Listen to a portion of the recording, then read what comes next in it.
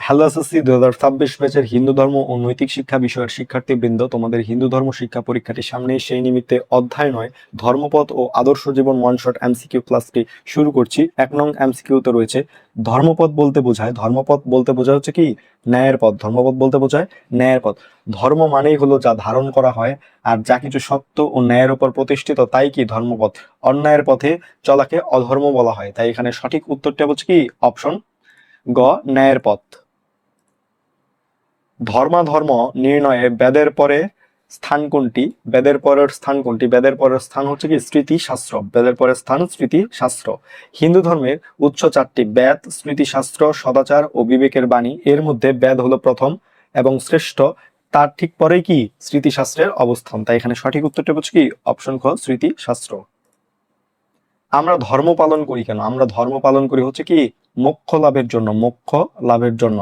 মানুষের জীবনের চরম লক্ষ্য হলো মোক্ষ বা মুক্তি, অর্থাৎ কি জন্ম মৃত্যুর চক্র থেকে বের হয়ে যাওয়া বা মুক্তি পাওয়া। ধর্ম পালন চিত্ত শুদ্ধি ঘটায় এবং এই মোক্ষ লাভের পথ কি সুগম করে। তাই এখানে সঠিক উত্তরটা হচ্ছে কি অপশন ক, মোক্ষ লাভের জন্য। মানুষের অসুর প্রকৃতির বিনাশ ঘটে, মানুষের অসুর প্রকৃতির বিনাশ ঘটে ধর্ম পালন করলে। ধর্ম পালন করলে, ধর্ম পালন করলে কি মানুষের অসুর বৃত্তির বিনাশ ঘটে। মানুষের ভেতরে দুটি সত্তা থাকে, দৈব ও আসুরিক। ধর্ম অনুসরণ করলে বা ধর্মকে যদি অনুশীলন করা হয়, তবে ক্রোধ, হিংসা ও অহংকারের মতো আসুরিক প্রবৃত্তি দূর হয়ে মানবিক গুণাবলী বিকশিত হয়। তাই এখানে সঠিক উত্তরটা হচ্ছে কি অপশন ক, ধর্ম পালন করলে। ধর্মের বাহ্য লক্ষণ কয়টা? ধর্মের বাহ্য লক্ষণ হচ্ছে 10টা। ধর্মের বাহ্য লক্ষণ কয়টা? 10টা। মনুসংহিতায় ধর্মের 10টি লক্ষণের কথা বলা হয়েছে। তাই এখানে সঠিক উত্তর কয়টা? 10টা। ধর্মাধর্ম নির্ণয়ের দ্বিতীয় প্রমাণ কোনটি? ধর্মাধর্ম নির্ণয়ের দ্বিতীয় প্রমাণ হচ্ছে কি স্মৃতিশাস্ত্র। স্মৃতিশাস্ত্র। প্রথমে বেদ, তারপর স্মৃতি, তারপর সদাচার এবং তারপর নিজের বিবেক। তাই এখানে দ্বিতীয় প্রমাণ যেহেতু বলা হয়েছে, তাই এখানে সঠিক উত্তর কি স্মৃতিশাস্ত্র। জীবনের যে পথ অনুসরণ করলে নিজের মোক্ষ বা চিত্ত শুদ্ধি ঘটে, তাকে কি বলে? তাকে বলে হচ্ছে কি ধর্মপথ। তাকে বলে কি ধর্মপথ।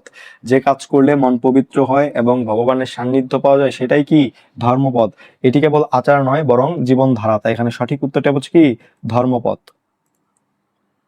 জীবনের যে পথ অনুসরণ করলে নিজের মোক্ষ বা চিত্ত শুদ্ধি ঘটে, তাকে কি বলে? তাকে বলে কি ধর্মপথ। তাকে ধর্মপথ বলে। এটা একটু আগে আমরা পড়লাম। মৃণালবাবু ধর্মের বিশেষ লক্ষণের দ্বিতীয় লক্ষণটির সাহায্যে একটি সমস্যার সমাধান করেন। মৃণালবাবু কোন লক্ষণটি অনুসরণ করেছিলেন? এখানে দ্বিতীয় লক্ষণটি হবে হচ্ছে কি স্মৃতিশাস্ত্র বা স্মৃতি। স্মৃতিশাস্ত্র বা স্মৃতি। ধর্মের যে 4টি লক্ষণ আছে বেদ, স্মৃতি, সদাচার, বিবেক, এর মধ্যে তিনি কোন দ্বিতীয় যে লক্ষণ আছে সেটা কি স্মৃতিশাস্ত্র বা স্মৃতি। তাই এখানে সঠিক উত্তরটি হচ্ছে কি স্মৃতি। নিচের কোনটি ধর্মের বিশেষ লক্ষণ? ধর্মের বিশেষ লক্ষণ হচ্ছে কি স্মৃতি। ধর্মের বিশেষ লক্ষণ হচ্ছে কি স্মৃতি। মনে রাখতে হবে সুচিতা, সংযম বা সত্য হলো ধর্মের বাহ্য বা সাধারণ লক্ষণ, কিন্তু স্মৃতি বা বেদ হলো কি ধর্মের বিশেষ লক্ষণ বা প্রমাণের উৎস। তাই এখানে সঠিক উত্তরটি হবে হচ্ছে কি অপশন ক, স্মৃতি। অপশন ক, স্মৃতি। ধর্ম নির্ণয়ের ক্ষেত্রে বিশেষ লক্ষণ কোনটা? ধর্ম নির্ণয়ের ক্ষেত্রে বিশেষ লক্ষণ হচ্ছে কি বেদ। বিশেষ লক্ষণ কি বেদ। ধর্ম আর অধর্ম কি তা বোঝার জন্য সবচেয়ে বড় মানদণ্ড হলো বেদ। এটি অপৌরুষীয় বা ঈশ্বরের বাণী হিসেবে গণ্য। তাই এখানে সঠিক উত্তরটা হচ্ছে কি অপশন গ, বেদ। হিন্দু ধর্মের বিশেষ লক্ষণ কয়টি? হিন্দু ধর্মের বিশেষ লক্ষণ হচ্ছে 4টা।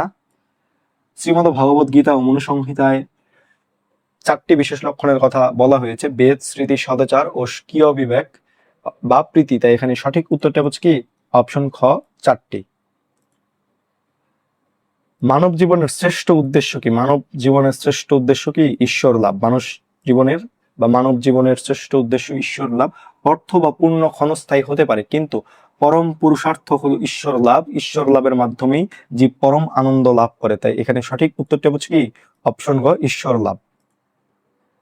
সনাতন তথা হিন্দু ধর্মের মূল ভিত্তি কি? সনাতন তথা হিন্দু ধর্মের মূল ভিত্তি হলো কি জাগতিক ও পারমার্থিক মঙ্গল, জাগতিক কল্যাণ ও পারমার্থিক মঙ্গল। তাই এখানে সঠিক উত্তরটি হচ্ছে কি অপশন খ।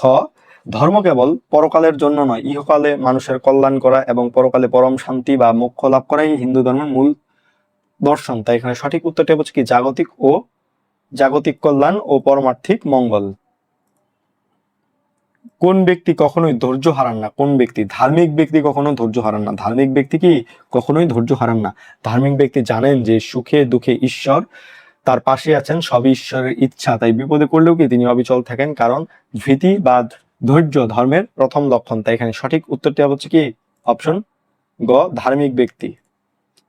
ধার্মিক ব্যক্তিকে মহান করে তোলে, ধার্মিক ব্যক্তিকে মহান করে তোলে কে? প্রজ্ঞা। তার প্রজ্ঞা, প্রজ্ঞা হলো গভীর জ্ঞান। ধার্মিক ব্যক্তি কেবল পুঁথিগত বিদ্যায় নয়, সত্য অসত্য বিচার করার মতো প্রজ্ঞার অধিকারী হন বলেই কি তিনি মহান। তাই এখানে সঠিক উত্তরটি হচ্ছে কি অপশন ঘ, প্রজ্ঞা।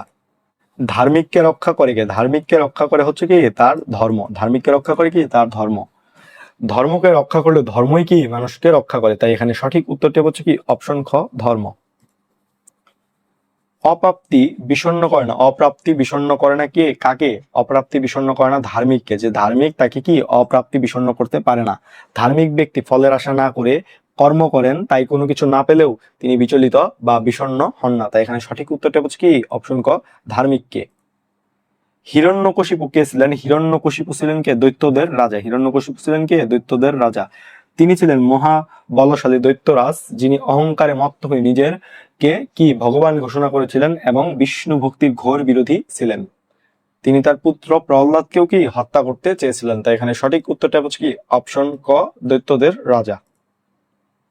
ভগবান বিষ্ণু কি রূপে অবতীর্ণ হয়ে দৈত্যরাজ হিরণ্যকশিপুকে বধ করেন? ভগবান নৃসিংহ রূপে, নৃসিংহ অর্থাৎ অর্ধেক সিংহ অর্ধেক মানুষ রূপে অবতীর্ণ হয়ে, অবতার রূপে অবতীর্ণ হয়ে কি হিরণ্যকশিপুকে বধ করেন। হিরণ্যকশিপুর বর ছিল যে তাকে মানুষ বা পশু কেউ মারতে পারবে না, তাই বিষ্ণু অর্ধেক সিংহ ও অর্ধেক মানুষের রূপ অর্থাৎ নৃসিংহ রূপ ধারণ করেন। তাই এখানে সঠিক উত্তরটা হচ্ছে কি অপশন খ, নৃসিংহ। প্রহ্লাদকে দেওয়া হলো, প্রহ্লাদকে দেওয়া হলো হচ্ছে কি বিষ মিশ্রিত অন্ন, বিষ মিশ্রিত অন্ন। পিতা হিরণ্যকশিপু তার পুত্র প্রহ্লাদকে বিষ্ণু ভক্তি থেকে ফেরাতে না পেরে তাকে হত্যার চেষ্টা করেন এবং তাকে কি বিষ মেশানো খাবার দেন, কিন্তু ভগবানের কৃপায় সেই বিষ ও প্রহ্লাদের ক্ষতি করতে পারেনি। তাই এখানে সঠিক উত্তরটা হচ্ছে কি অপশন গ, বিষ মিশ্রিত অন্ন। হিরণ্যকশিপু কোন যুগের রাজা ছিলেন? হিরণ্যকশিপু ছিলেন কি সত্য যুগের রাজা, সত্য যুগের রাজা। সত্য যুগে হিরণ্যকশিপু ও প্রহ্লাদ এই কাহিনী ঘটেছিল। পরে ত্রেতায় রাম, দ্বাপরে কৃষ্ণ এবং কলিযুগ বর্তমান সময় যেটা সেটা। হিরণ্যকশিপু কে ছিলেন? সত্য যুগের রাজা ছিলেন। রাজা হিরণ্যকশিপু কেন নিজ পুত্রকে হত্যা করতে চেয়েছিল? রাজা হিরণ্যকশিপু কেন নিজ পুত্রকে হত্যা করতে চেয়েছিল? এর কারণ ছিল হচ্ছে কি এক মনে শ্রীহরিকে প্রহ্লাদ ডাকতো বলে। এক মনে হিরণ্যকশিপুর পুত্র প্রহ্লাদ শ্রীহরিকে ডাকতো বলে। হিরণ্যকশিপু ছিলেন হরি বিরোধী, অন্যদিকে তার পুত্র প্রহ্লাদ ছিলেন কি পরম হরি ভক্ত। এই ভক্তিকে রাজা তার শত্রুতা মনে করেছিলেন। তাই এখানে সঠিক উত্তরটা হচ্ছে কি অপশন গ, এক মনে শ্রীহরিকে ডাকতো বলে। হিরণ্যকশিপুকে হত্যা করেছিলেন একজন, একজন কি অবতার হত্যা করেছিলেন, অবতার, নৃসিংহ অবতার। ভগবান বিষ্ণু যখন বিশেষ প্রয়োজনে পৃথিবীতে কোন রূপ নিয়ে অবতীর্ণ হন তখন তাকে কি অবতার বলা হয়। নৃসিংহ বিষ্ণুর চতুর্থ অবতার। এই নৃসিংহ অবতার রূপ ধারণ করে ভগবান বিষ্ণু হিরণ্যকশিপুকে কি হত্যা করেছিলেন। তাই এখানে সঠিক উত্তরটি হচ্ছে কি অপশন ক, অবতার। ধর্মের জয় উপাখ্যান থেকে কোন শিক্ষা পাওয়া যায়? ধর্মের জয় উপাখ্যান থেকে শিক্ষা পাওয়া যায় হচ্ছে কি ধর্মই ধার্মিককে রক্ষা করে, ধর্মই কি ধার্মিককে রক্ষা করে। শত বিপদে পড়েও প্রহ্লাদ তার ধর্ম অর্থাৎ ভক্তি ত্যাগ করেননি, আর শেষ পর্যন্ত ভগবান তাকে রক্ষা করেছেন। এটাই কি ছিল উপাখ্যানের মূল শিক্ষা, যে ধর্মই ধার্মিককে রক্ষা করে। কাঠুরিয়ার দারিদ্র দূর হওয়ার মূল কারণ হচ্ছে কি তার সততা, মূল কারণ তার সততা। সে চাইলে জলদেবতার দেওয়া সোনার বা রূপার কোঠা নিতে পারত, কিন্তু সে মিথ্যা বলেনি। এই সততার পুরস্কার হিসেবে কি সে ধনী হয় বা তার দারিদ্র দূর হয় সোনার এবং রূপার কোঠারটি উপহার পেয়ে। তাই এখানে সঠিক উত্তরটা হচ্ছে কি অপশন খ, সততা। জলদেবতা কাঠুরিয়াকে দুটি কুঠারি দিয়ে দিলেন কেন? দিয়ে দিলেন হচ্ছে কি কাঠুরিয়ার সততার জন্য, কাঠুরিয়ার সততার জন্য। কাঠুরিয়া লোভ সংবরণ করে নিজের লোহার কুঠারটিকেই শনাক্ত করেছিলেন। তার এই নির্লোভ মানসিকতা ও সততায় দেবতারা সন্তুষ্ট হন। তাই এখানে সঠিক উত্তরটি হচ্ছে কি অপশন ক, কাঠুরিয়ার সততার জন্য। কোন কুঠারটি কাঠুরিয়া নিজের বলল? কোন কুঠারটি কাঠুরিয়া নিজের বলল? লোহার কুঠারটি, লোহার কুঠারটি কাঠুরিয়া নিজের বলল। কাঠুরিয়া ছিল দরিদ্র এবং সে জানতো কুঠারটি সাধারণ লোহার তৈরি, সে অন্যের সম্পদের লোভ করেনি। তাই এখানে সঠিক উত্তরটা হচ্ছে কি প্রশ্নের প্রাসঙ্গিকতায় কাঠুরিয়া কোন কুঠারটিকে? লোহার কুঠারটিকে নিজের বলল। জল দেবতা প্রথমে কিসের কুঠার নিয়ে আসে? জল দেবতা প্রথমে কি সোনার কুঠার নিয়ে আসে, সোনার কুঠার নিয়ে আসে। কাঠুরিয়ার সততা পরীক্ষা করার জন্য জল দেবতা প্রথমে সবচেয়ে দামি সোনার কুঠারটি কি দেখিয়েছিলেন? তাই এখানে সঠিক উত্তরটা হচ্ছে কি সোনার। হরিচরণ বন্দ্যোপাধ্যায় তার কোন গ্রন্থে প্রণামের কথা উল্লেখ করেছেন? শব্দকোষ গ্রন্থে, শব্দকোষ গ্রন্থে উল্লেখ করেছেন হরিচরণ বন্দ্যোপাধ্যায়। বঙ্গীয় শব্দকোষ একটি বিখ্যাত অভিধান তার, যেখানে তিনি বিভিন্ন ধর্মীয় ও সামাজিক আচরণের সংজ্ঞা দিয়েছেন। তাই এখানে সঠিক উত্তরটা হচ্ছে কি শব্দকোষ। নির্ঝর মাথা ঠেকিয়ে মামাকে সম্মান জানায়, নির্ঝরের আচরণ কিসের সাথে সম্পৃক্ত? নির্ঝরের আচরণ কি নমস্কার জানানোর সাথে সম্পৃক্ত, নমস্কার জানানোর সাথে সম্পৃক্ত। হাত জোর করা বা মাথা নিচু করে শ্রদ্ধা জানানোকে সাধারণভাবে কি নমস্কার বা প্রণাম বলা হয়। এটি বিনয় ও শ্রদ্ধার বহিঃপ্রকাশ। তাই এখানে সঠিক উত্তরটা হচ্ছে কি নমস্কার, অপশন ঘ। বঙ্গীয় শব্দকোষ গ্রন্থে কে উল্লেখ করেছেন প্রণাম 4 প্রকার? উল্লেখ করেছেন যে হরিচরণ বন্দ্যোপাধ্যায়, কারণ গ্রন্থটি হচ্ছে তার লেখা শব্দকোষ গ্রন্থ। এখানে তিনি উল্লেখ করেছেন যে প্রণাম 4 প্রকার। তাই এখানে সঠিক উত্তরটি হচ্ছে কি অপশন খ হরিচরণ বন্দ্যোপাধ্যায়। সবুজ তার দাদাকে আসতে দেখে কথা বলে মাথা নিচু করে সম্মান জানায়। সবুজের কাজের মধ্যে কোন গুণটি প্রকাশ পেয়েছে? যে গুণটি প্রকাশ পেয়েছে সেটি হচ্ছে অভিবাদন, অভিবাদন জানানোর গুণটি প্রকাশ পেয়েছে। বড়দের দেখলে মাথা নত করা বা মৌখিকভাবে সম্মান জানানোকে কি অভিবাদন বলা হয়। এটি একটি মহৎ সামাজিক গুণ। তাই এখানে সঠিক উত্তরটা হচ্ছে কি অভিবাদন। পঞ্চাঙ্গ প্রণামের কথা কোন গ্রন্থে উল্লেখ আছে? পঞ্চাঙ্গ প্রণামের কথা উল্লেখ আছে হচ্ছে কি তন্ত্রসার গ্রন্থে, তন্ত্রসার গ্রন্থে। তন্ত্রসার গ্রন্থে বিভিন্ন প্রকার প্রণাম ও পূজার বিধিনিষেধ বিস্তারিতভাবে বর্ণনা করা হয়েছে। তাই এখানে উত্তরটা হচ্ছে কি অপশন ঘ তন্ত্রসার। শোভন অনেকদিন পর দাদুকে আসতে দেখে মাথা নিচু করে সম্মান দেখায়। শোভনের আচরণ কিসের সাথে সম্পর্কিত? শোভনের আচরণ প্রণাম এর সাথে সম্পর্কিত, প্রণাম এর সাথে সম্পর্কিত। শ্রদ্ধেয় ব্যক্তিদের প্রতি নত হওয়া বা তাদের পা ছুঁয়ে শ্রদ্ধা জানানোই হলো কি প্রণাম। এটি ছোটদের পক্ষ থেকে বড়দের প্রতি ভক্তি নিদর্শন। তাই এখানে সঠিক উত্তরটা হচ্ছে কি অপশন ক প্রণাম। নমস্কার কত প্রকার? নমস্কার 3 প্রকার। নমস্কার 3 প্রকার। সাধারণত নমস্কার 3 প্রকার: কায়িক, যেটা শরীরের মাধ্যমে; বাচনিক, যেটা কথার মাধ্যমে; এবং মানসিক, যেটা মনের মাধ্যমে। তো এখানে সঠিক উত্তরটা হচ্ছে কি অপশন খ 3 প্রকার। প্রণাম বলতে বোঝায়, প্রণাম বলতে বোঝায় কি নমস্কার। প্রণাম বলতে কোনটা বোঝায়? নমস্কার।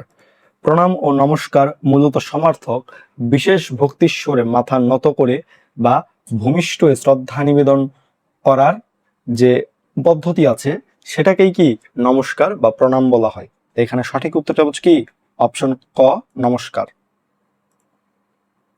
কমলবাবু বাহুদয়, জানুদয়, মস্তক, বক্ষস্থল ও দর্শনেন্দ্রিয় ব্যবহার করে ঈশ্বরকে প্রণাম জানালেন। কমলবাবুর প্রণামটি হলো কি পঞ্চাঙ্গ। কমলবাবুর প্রণামটি কি পঞ্চাঙ্গ। পঞ্চ মানে 5, এখানে 5টি অঙ্গ, 2 হাত, 2 পা এবং মাথা ব্যবহার করা হয়েছে। এটি পঞ্চাঙ্গ প্রমাণ। সবকটি অঙ্গ ব্যবহার করলে হতো অষ্টাঙ্গ। তাই এখানে যেহেতু প্রশ্নের প্রাসঙ্গিকতায় এখানে সঠিক উত্তরটা হচ্ছে কি অপশন খ পঞ্চাঙ্গ। নমস্কারের মাহাত্ম্য নিচের কোন গ্রন্থে বর্ণিত আছে? নমস্কারের মাহাত্ম্য বর্ণিত আছে কি নৃসিংহ পুরাণে। নৃসিংহ পুরাণে, নৃসিংহ পুরাণে বলা হয়েছে একবার শ্রদ্ধার সাথে নমস্কার করলে তা বহু যজ্ঞের ফলের সমান হয়। তাই এখানে সঠিক উত্তরটা হচ্ছে কি অপশন ক নৃসিংহ পুরাণ। মিতুল তার ঠাকুরদাদাকে আসতে দেখে হাত জোর করে মাথা রেখে সম্মান জানায়। হাত জোর করে কি মাথা রেখে সম্মান জানায়। মিতুলের আচরণে মিল রয়েছে কোন প্রথাটির সাথে? কোন প্রথাটির সাথে? কি নমস্কারের প্রথাটির সাথে মিল রয়েছে। নমস্কারের প্রথার সাথে মিল রয়েছে। হাত জোর করা নমস্কারের সবচেয়ে পরিচিত ও দৃশ্যমান ভঙ্গি। তাই এটি কি নমস্কারেরই অংশ। তাই এখানে সঠিক উত্তর কি নমস্কারের। শ্যামলী গুরুজনদের সাথে দেখা হলে হাত জোর করে মাথা ঠেকিয়ে সম্মান জানায়। শ্যামলীর এই কাজটিকে কি বলে? এই কাজটিকে বলে হচ্ছে কি নমস্কার। এই কাজটিকে বলে কি নমস্কার। হাত জোর করা বা মাথা ঠেকিয়ে সম্মান জানানো, শ্যামলীর এই কাজটিকে বলা হয় হচ্ছে কি নমস্কার। কারণ হাত জোর করা বা মাথা নত করা কি নমস্কারের লক্ষণ। তাই এখানে সঠিক উত্তরটা হচ্ছে কি অপশন খ নমস্কার। মাদকাসক্ত ব্যক্তির সঙ্গ করলে, মাদকাসক্ত ব্যক্তির সঙ্গ করলে সঙ্গদানকারী পাপী হয়। সঙ্গদানকারী পাপী হয়। হিন্দু ধর্ম মতে সংসর্গ বা সঙ্গের প্রভাব খুব বেশি। মাদকাসক্তের সাথে বন্ধুত্ব করলে নিজের চরিত্রেও কি তার প্রভাব পড়ে, যা এক ধরনের নৈতিক অবক্ষয় বা পাপ। তাই এখানে সঠিক উত্তরটা হচ্ছে কি অপশন ক সঙ্গদানকারী পাপী হয়। মাদক গ্রহণের ফলে কি রোগ হয়? মাদক গ্রহণের ফলে হয় কি, এখানে আছে কি সর্দি, জ্বর, নিউমোনিয়া নাকি যক্ষা হয়? যক্ষা হয়। মাদকের কারণে শরীরের রোগ প্রতিরোধ ক্ষমতা কমে যায়। দীর্ঘকালীন ধূমপান বা মাদক সেবনের ফলে ফুসফুসে মারাত্মক ক্ষতি হয়, যা যক্ষার ঝুঁকি বাড়িয়ে দেয়। তাই এখানে সঠিক উত্তরটা হচ্ছে কি অপশন গ যক্ষা। মাদক গ্রহণের ফলে কি হিতাহিত জ্ঞান থাকে না? হিতাহিত জ্ঞান থাকে না। মাদক গ্রহণ করলে মানুষের মস্তিষ্ক আচ্ছন্ন হয়ে ফলে কি সে ভালো মন্দের পার্থক্য বুঝতে পারে না এবং অনৈতিক কাজে জড়িয়ে পড়ে। তাই এখানে সঠিক উত্তরটা হচ্ছে কি অপশন ক হিতাহিত জ্ঞান থাকে না। আপনি আচারী ধর্ম জীবের শিখায় কোন গ্রন্থে বলা হয়েছে? এটা বলা হয়েছে হচ্ছে কি শ্রী চৈতন্য চরণামৃতে। এর অর্থ হলো আগে নিজে ধর্ম বা আদর্শ পালন করো, পরে অন্যকে শিক্ষা দাও। মহাপ্রভু শ্রী চৈতন্য দেবের জীবন দর্শনে এটি সবচেয়ে বা অত্যন্ত গুরুত্বপূর্ণ ছিল। তাই এখানে সঠিক উত্তরটা হচ্ছে কি অপশন ক শ্রী চৈতন্য চরণামৃতে। মাদকাসক্তকে সুস্থ জীবনে ফিরিয়ে আনা কার কর্তব্য? মাদকাসক্তকে সুস্থ জীবনে ফিরিয়ে আনা কি পরিবারের কর্তব্য। যদিও সমাজ ও রাষ্ট্রেরও ভূমিকা আছে, কিন্তু একজন ব্যক্তির সবচেয়ে নিরাপদ আশ্রয় হলো তার পরিবারের ভালোবাসা ও যত্নই পারে কি তাকে অন্ধকারের পথ থেকে আলোর পথে ফিরিয়ে আনতে। তাই এখানে সঠিক উত্তর কি পরিবার। মানুষ কখন বিপদগামী হয় কখন? যখন সে অর্থের লোভে পড়ে।